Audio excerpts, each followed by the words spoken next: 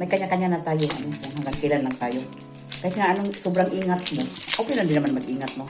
Pero, pag anahon mo na talaga, wala kang magagawa. Saka hindi ako naniwala sa mga yun. Karma, ganyan.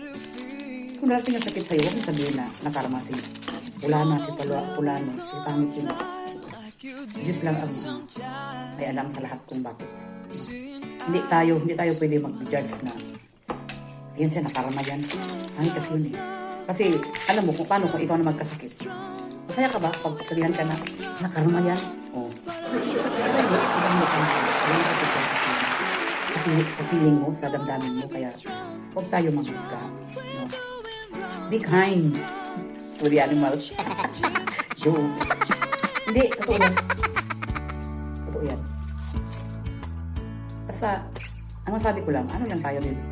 Pag-isama sa ating kapwa, huwag manghusga, down to earth lang, huwag yung yabang-yabang. Yun ang pangit, no? Kaya, itapon ko muna ito sa basura. Wait a minute, guys.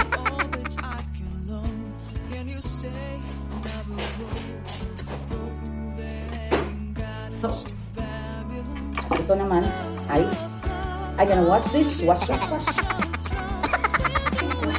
Hi, Mateo! Oh! Nag-apply ako. Hindi. Nag-record ako kasi nag-vlog ako eh.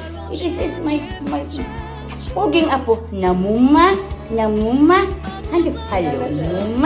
Halo, Tio. You happy? Hindi mo na kayo maguhit ano kito. Yun ang ano ko.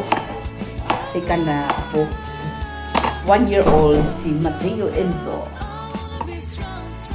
Alright. So I'm happy guys. Dito na sila. Hindi pa naman daw sila gutom. Nakapagpintay pa naman yun. Dahil kumain daw sila pag galing sa bahay. Before sila umalis, kumain sila. Tumawag kasi sila kanina. Sabi ko magluto ako. Sabi nila, ano manan?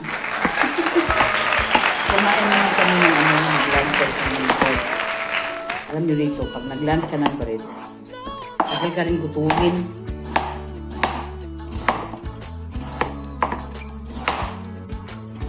Dali lang naman ito maluto ang manok. Hindi ito katulad ng karne na babs. Yung